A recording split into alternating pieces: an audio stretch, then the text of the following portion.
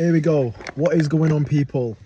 I'm currently just in the Sainsbury's car park.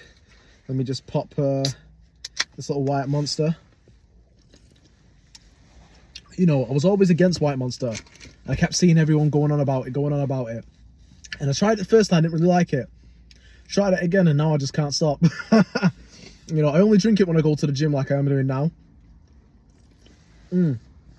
But anyway, fucking hell, that's nice. Oh, shit. I always hate when people come behind me, do you know what I mean? Like, I want to park in a discreet location, make a video, that's it. Yeah, that sounds nuts anyway. But, yeah, so it is, I believe today's date is the 18th of January 2026. I did make a video at the start of this year, of just before, I'm not too sure, but I haven't uploaded it yet. I've not been able to sign into my YouTube channel, so I will do that quite soon. Well, I'll do it today.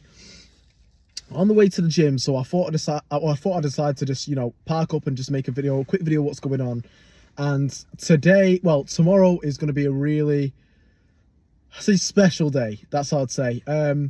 These past couple of weeks since the start of January has been, as usual, stressful.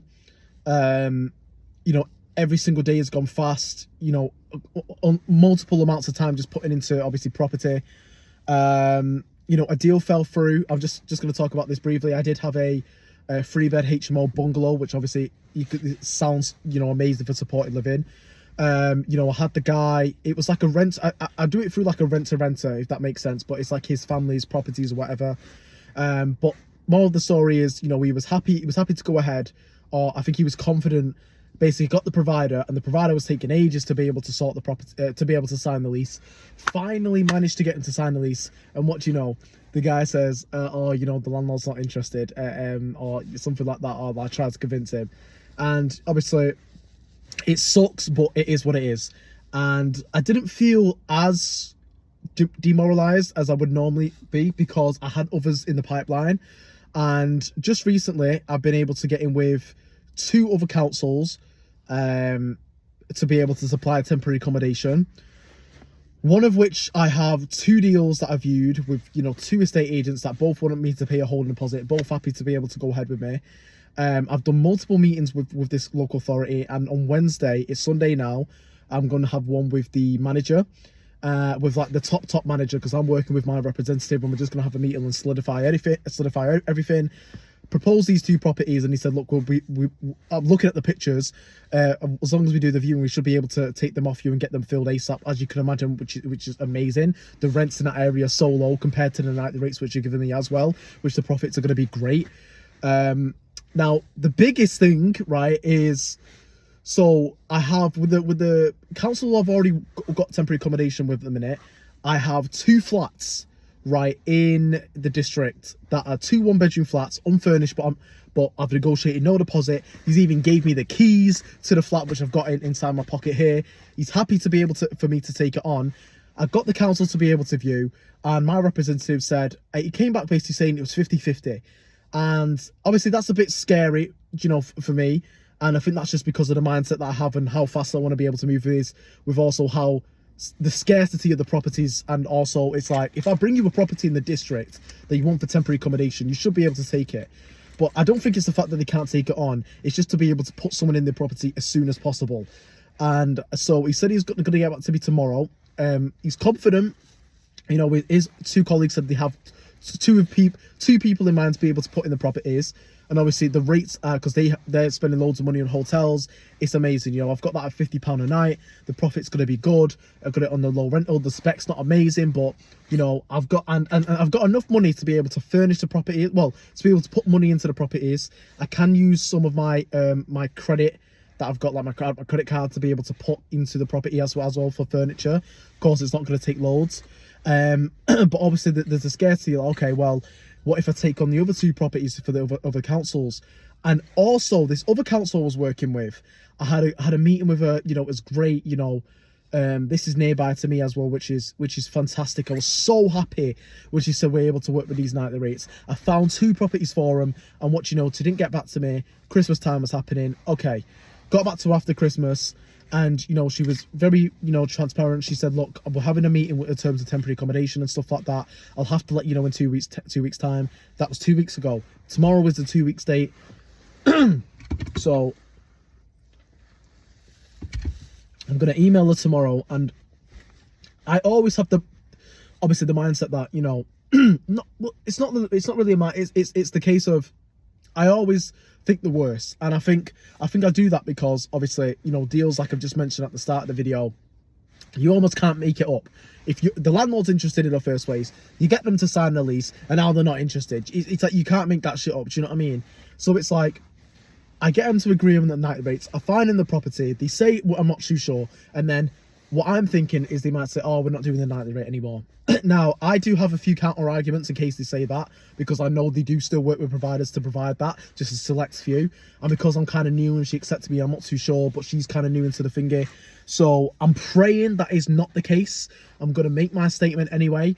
And I'm praying, because I have multiple, well, not multiple, but I can have access to multiple properties within that area. So I'm just praying she says yes. Do you know what I mean? Because even though, you know, I've missed out on those properties I had for her, just getting, solidifying that yes again for the new year is just going to give me a better chance to be able to get more properties for me to be open to. And I do have a provider. Now, this is another thing. It's a provider, but he has his own properties. He's shown me quite a few properties. He knows how my business model works, because I was about to secure one with him. Unfortunately, it fell through because his business colleague was taking ages to be able to sign the lease with my landlord. Going back and forward, it was going on for like 3 weeks. I've even made a video about it.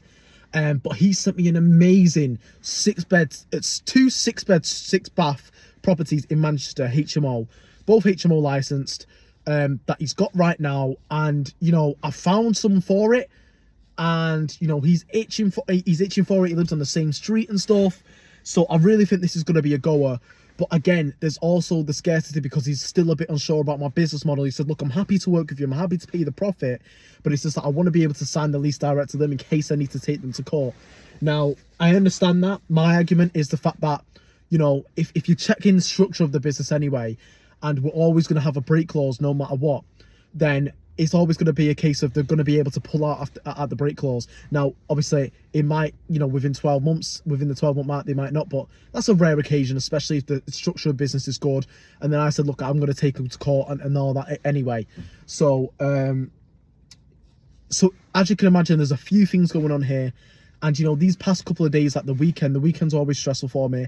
Another achievement for myself is I've managed to be able to get a Sainsbury's delivery job, which obviously is not, you know, massive, but it's big for me because I don't even know if I mentioned it. You know, I've worked in a few, is that gonna, yeah, I'm gonna keep that on. A few, you know, part-time. I'm actually gonna put the petrol on, just so I think that, I don't want it to like just be the battery, I just want it to be the petrol that does it. But I've worked in a few, you know, part-time jobs, you know, minimum wage. And, you know, I've explained that, you know, I need to be able to have a job to be able to get me some money on the side to pay for my expenses, obviously to add to this. Because right now, you know, if I need to be able to take these 2 properties out, I'm going to most likely have to pay it out alone. And I feel confident doing that, no doubt. But, you know, in these other jobs I've worked, man, you can never feel like you're doing enough.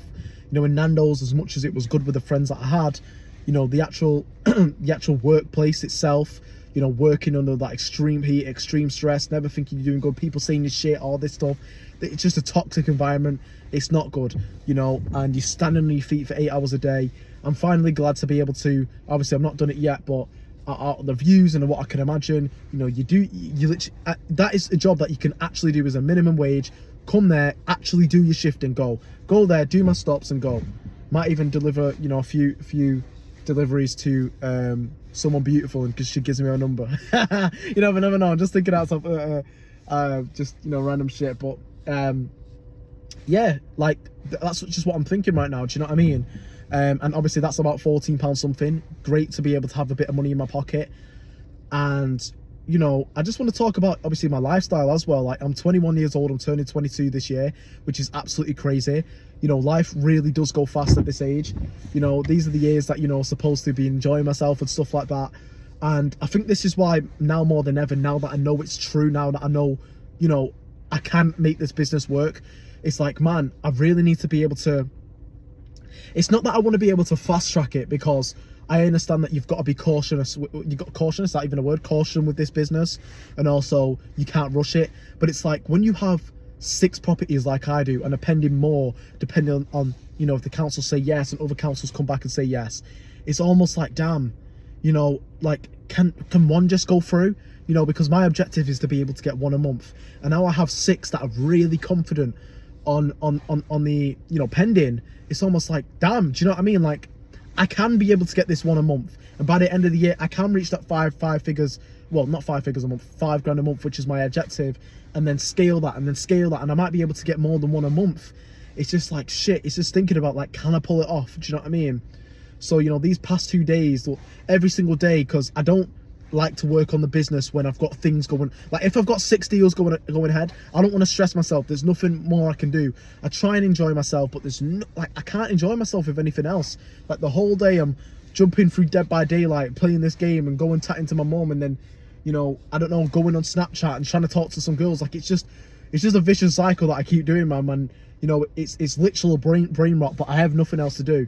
You know, I'm gonna go to the gym now, try and enjoy my workout. Like I said, I don't really like the gym, but I just do it.